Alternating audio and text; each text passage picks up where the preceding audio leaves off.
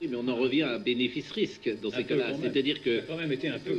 On voit les décès, il y en a quelques-uns, peut-être une dizaine dans les rapports qui sont de la NSM. Voilà, c'est extrêmement peu. Après, les gens vont dire, ils ne sont pas tous rapportés. Et c'est vrai. On sait qu'en pharmacovigilance, ils ne sont pas tous rapportés. Parfois, il y a peut-être un rapport de 1 à 10, de 1 à 100. Les rapports de la NSM qui sont publics et transparents ne déplorent à ce stade pas de cas avérés de décès imputables à la vaccination. Il y a encore des études et des enquêtes qui sont en cours. Si jamais la situation devait évoluer, ce serait transmis publiquement et en toute transparence. Et l'autre chose que je voulais dire, c'est qu'il y a des événements indésirables graves avec ces vaccins. Mais tout le monde le dit. C'est-à-dire que ce n'est pas caché.